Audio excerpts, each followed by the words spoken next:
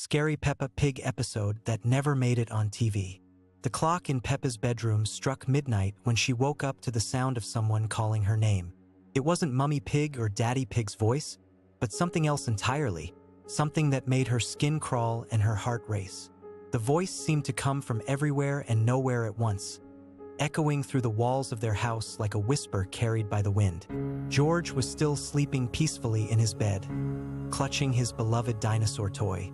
But as Peppa looked closer, she noticed that the dinosaur's eyes were glowing with a strange, pulsing light. The toy's mouth seemed to be moving slightly, as if it was trying to say something. Peppa rubbed her eyes, thinking she must be dreaming. But when she looked again, the dinosaur was staring directly at her. The voice called her name again, more insistent this time. It was coming from downstairs. Against her better judgment, Peppa climbed out of bed and tiptoed to her bedroom door. The hallway was darker than usual, and the family photos that lined the walls seemed different somehow. In each picture, the smiles had been replaced with blank, hollow stares. The eyes in every photograph followed her as she moved down the corridor.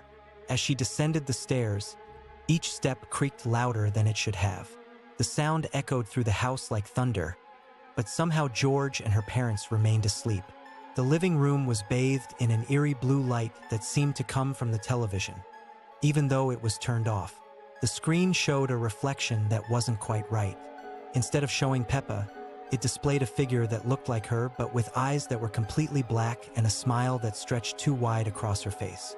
The voice was clearer now, and Peppa realized it was coming from the kitchen. She followed the sound, her bare feet cold against the tile floor. The refrigerator was humming a tune she had never heard before, a melody that made her feel dizzy and confused.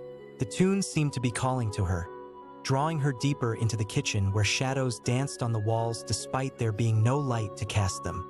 On the kitchen table sat a tea set that hadn't been there when she went to bed. The cups were filled with a dark liquid that wasn't tea, and steam rose from each cup in spirals that formed shapes in the air. Faces, hands, and other things that Peppa couldn't quite identify. The voice spoke again, clearer now, telling her that it was time for a very special tea party, a tea party that would last forever. Suddenly, the kitchen door slammed shut behind her. When Peppa turned around, she saw that the door had vanished completely, leaving only a solid wall.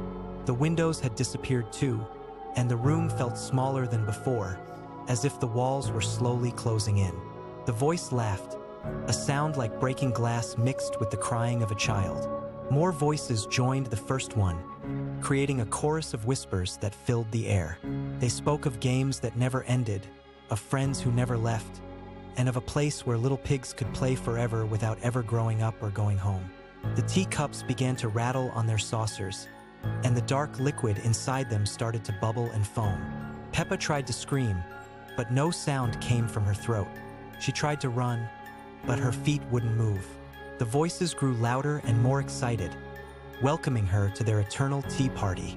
The last thing she remembered was the feeling of invisible hands guiding her to sit at the table, and the taste of something bitter and cold touching her lips as one of the cups was pressed against them. When morning came, Mummy Pig found Peppa's bed empty. They searched everywhere, but she was nowhere to be found. The only clue was a new tea set in the kitchen that no one remembered buying, and the faint sound of children's laughter that seemed to come from inside the walls themselves, echoing through the house whenever the wind blew just right. Scary Peppa Pig episode that never made it on TV. It was a perfectly ordinary Tuesday morning when Peppa woke up in her bedroom, but something felt different. The sunlight seemed dimmer than usual, and the familiar sounds of birds chirping were replaced by an eerie silence. Peppa looked around her room. Everything appeared normal, but the family portraits on the wall seemed to be watching her with eyes that followed her movement. When she reached the kitchen, Mummy Pig was preparing breakfast with her back turned. "Good morning, Mummy," Peppa said, but Mummy Pig didn't respond. She continued stirring mechanically, and her reflection in the window showed a completely different expression of fear, even though her actual face remained calm and smiling. Daddy Pig entered reading his newspaper, but the headlines kept changing before Peppa's eyes. First, beautiful day ahead, then strange occurrences reported, and finally, Nothing is as it seems. When he lowered the paper, his glasses reflected shadowy figures moving behind Peppa, though when she turned around, nothing was there. George bounced in with Mr. Dinosaur, but the toy's plastic eyes had turned completely black and seemed to move on its own when George wasn't looking. During breakfast, Peppa realized everyone was eating the same spoonful over and over, stuck in a loop, responding with identical words from yesterday. Peppa decided to visit Susie Sheep. Walking through town, she noticed all the animal families doing the exact same activities as yesterday. Candy Cat playing with the same ball, Pedro Pony riding in the same pattern, Rebecca Rabbit hopping in the same rhythm. At Susie's house, her friend sat staring at the sky with complete stillness, wool moving as if blown by unfelt wind. "Hello, Peppa," Susie said with a smile too wide and eyes that looked right through her. "Would you like to play the same game we played yesterday and the day before?" Peppa couldn't remember what game or what had happened yesterday. The sun hadn't moved in the sky, clouds remained in identical positions, and the town clock showed the same time. Every path Peppa took led back to where she started. Most frightening was when she looked in a mirror. Her reflection was doing things she wasn't doing, waving when she stood still, frowning when she smiled, mouthing words she wasn't speaking. As evening approached without the sun setting, Peppa found herself back in her bedroom.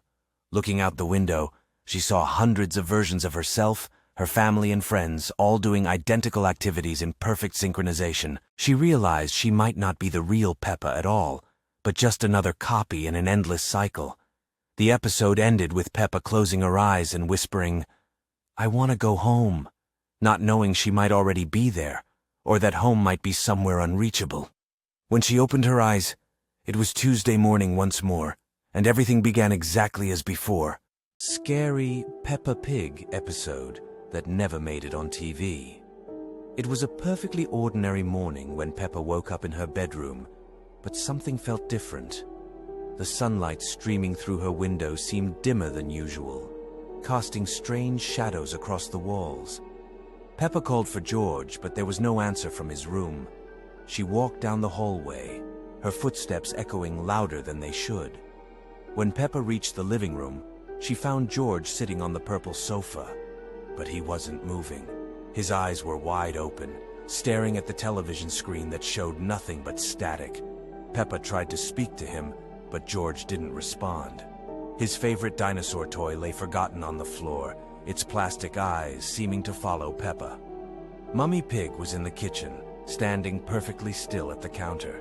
She was smiling, but her smile was too wide, stretching beyond what seemed natural. When Peppa asked what was for breakfast, Mummy Pig turned her head slowly, her neck making a soft clicking sound.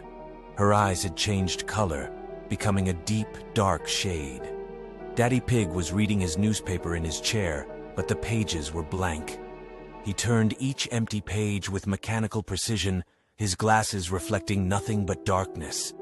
When Peppa approached him, she noticed that his breathing had stopped, yet he continued to turn the pages. The house began to feel smaller, as if the walls were slowly moving inward. The familiar yellow walls started to fade, becoming a sickly gray color that spread across every surface. The pictures on the walls showed the family, but their faces were blurred and distorted. Peppa ran to the front door, but it wouldn't open. The handle turned, but the door remained sealed shut. Through the window, she could see that the outside world had changed. The green hill where their house sat was now barren and brown, and the sky had turned an unnatural shade of purple. The telephone rang, its shrill sound cutting through the silence. Peppa answered it, hoping to hear a familiar voice, but there was only breathing on the other end. Slow, deliberate breathing that seemed to match her own heartbeat. As the day wore on, Peppa realized that time had stopped moving forward. The clock on the wall showed the same time it had when she first woke up. The sun remained in the exact same position in the sky. Peppa tried to wake her family, shaking them gently, but they remained frozen in their positions. Their eyes followed her movements, but they never blinked, never spoke, never moved. The house filled with an oppressive silence. When night should have fallen, the light outside simply dimmed without the sun ever setting. The purple sky darkened to black, but there were no stars, no moon, just an endless void. Peppa pressed her face against the window.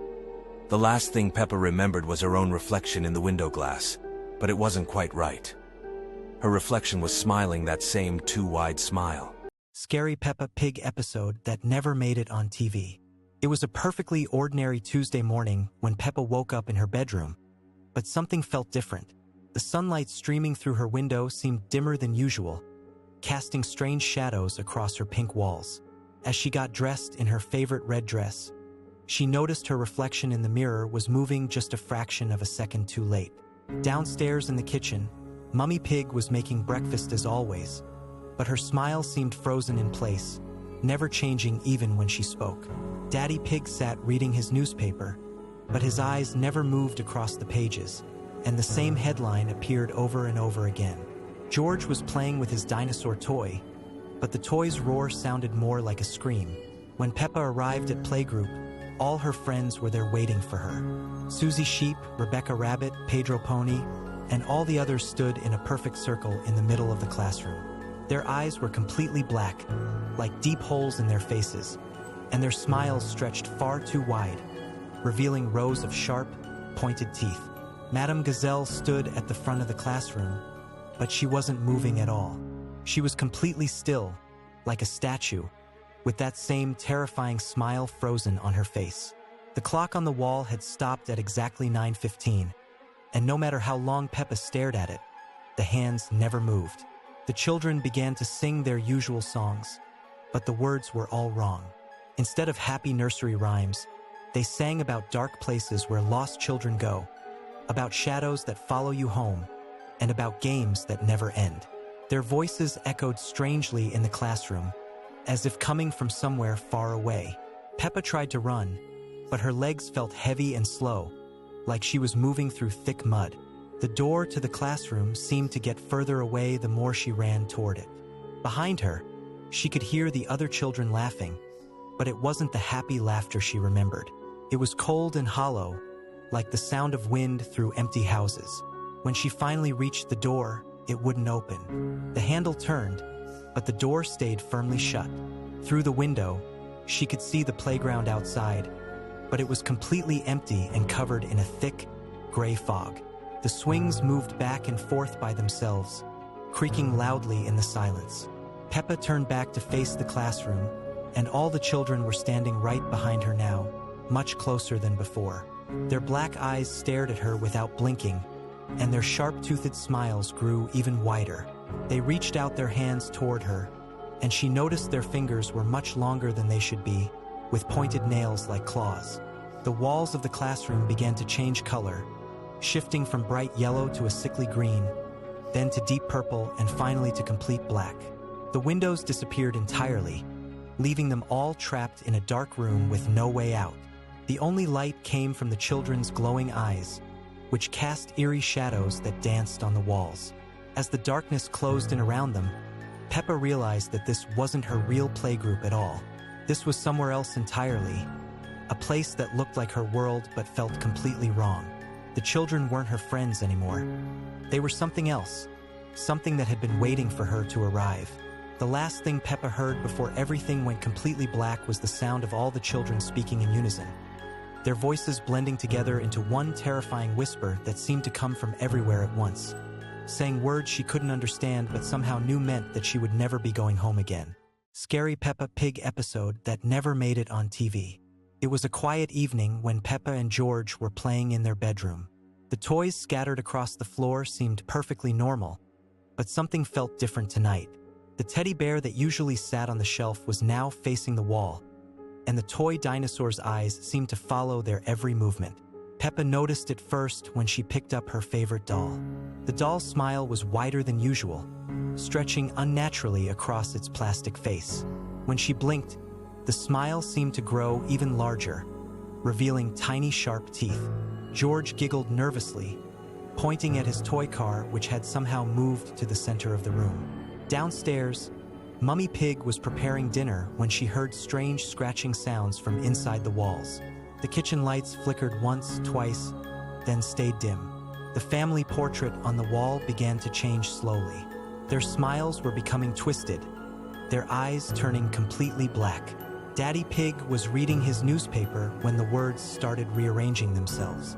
Instead of weather news, the headlines now read messages about shadows that walk and toys that dream.